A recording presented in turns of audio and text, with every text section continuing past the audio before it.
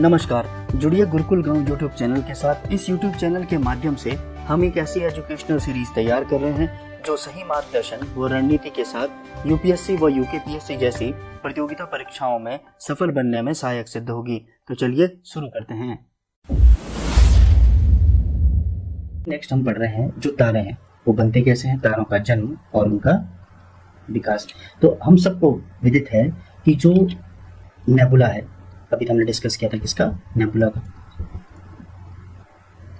Nebula, इनमें जो gas और धूल के कण होंगे ये अपने ग्रेविटेशनल फोर्स के कारण कंप्रेस होते हैं, सिकुड़ते हैं, ठीक है।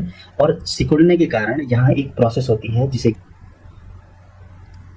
नाभिकीय संलयन की प्रक्रिया। नाभिकीय संलयन में हाइड्रोजन के दो नाभिक ड्यूटेरियम प्लस ट्रिटियम मिलकर हीलियम का एक नाभिक बनाते हैं, ठीक है। अब देखिए यहाँ पर ड्यूटेरियम और ट्रिटियम मिलकर हीलियम का क्या बना रहे हैं, एक नाभिक बना रहे हैं और न्यूट्रॉन निकाल रहे हैं और बहुत ज़्यादा एनर्जी क्या कर रहे हैं, जनरेट कर रहे हैं। और यही एनर्जी पूरे सोलर सिस्टम को चलाने का काम कर रही है, ये वाली एनर्जी। मतलब चीज़ हम बता सकते हैं, नेबुला के कंप्रेस होने से तारों का निर्माण हुआ और इस तारे में न्यूक्लियर फ्यूजन की, और इस न्यूक्लियर फ्यूजन से हमें क्या मिली, एनर्जी, जो क्या चला रही है, पूरे सोलर सिस्टम को चला रही है।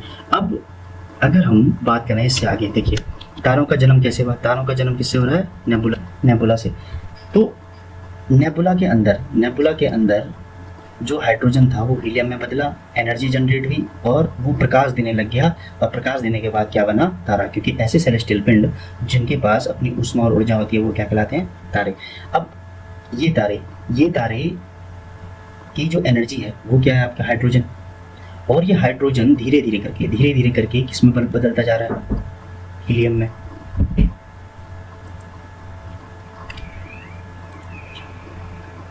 बदलता जा रहा है हीलियम में।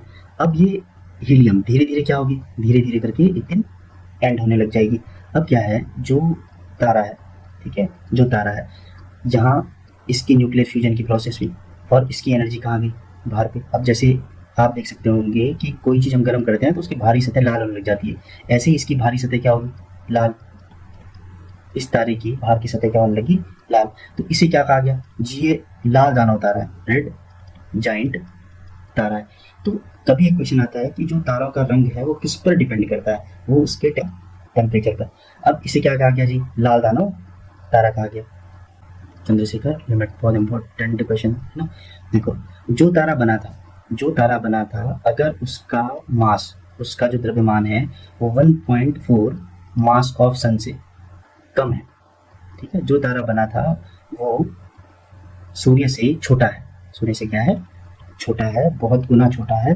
तो वो धीरे धीरे करके आपका लुप्त हो जाता है, क्या हो जाता है, लुप्त। और वो श्वेत वामन तारा कहलाता है, व्हाइट ड्वार्फ।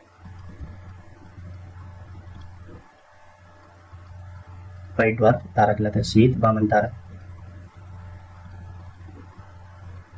तारा कहलाता है। और ये 1.4 ms क्या है, चंद्रशेखर सीमा, ठीक है। इन्हें 1983 में फिजिक्स का नोबेल पुरस्कार मिला था, किसने, चंद्रशेखर जी को। देखिए लेकिन अगर मास ऑफ स्टार, जो तारा बना था वो सूर्य से बहुत बड़ा है, मतलब 1.4 उससे 1.4 गुना बड़ा है, तो उसकी दो पॉसिबिलिटी होती है। वो क्या, देखिए जो तारा है ना, ये तारा है। अब इसकी जो बाहर की सतह है वो क्या हो रही है, लाल, क्या हो रही है, इसमें हो जाता है विस्फोट। और यही विस्फोट क्या कहलाता है, बिग बैंग, है ना। और इसी विस्फोट को क्या कहते हैं जी, सुपरनोवा विस्फोट हो गया, सुपरनोवा विस्फोट। अब ये जो सुपरनोवा विस्फोट है, इसके बाद इसका जो बचा है क्रूड तारा, ये जो कोर है, या तो ये बदल जाएगा किसमें, न्यूट्रॉन तारे में, या बदल जाएगा किसमें, ब्लैक होल में।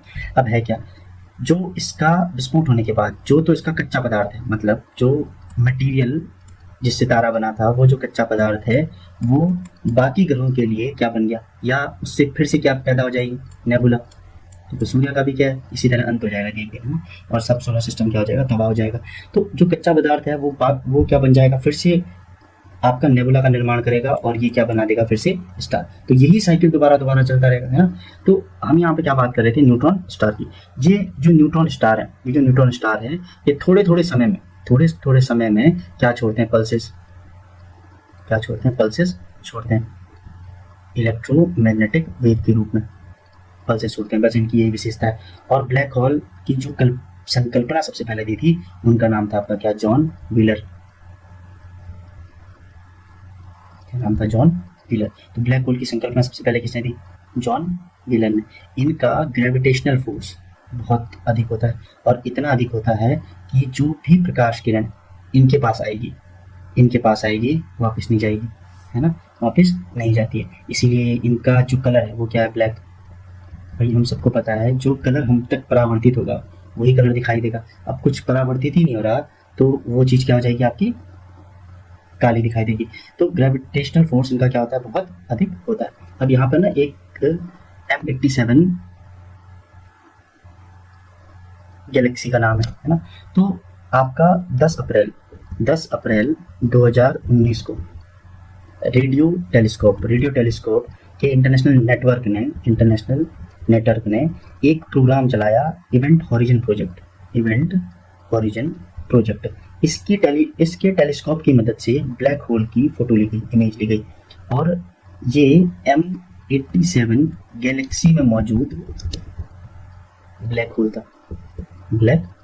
तो अभी तक एकमात्र ऐसा ब्लैक होल है जिसकी क्या ली गई है, तस्वीर ली गई है ना। तो क्या है वो, M80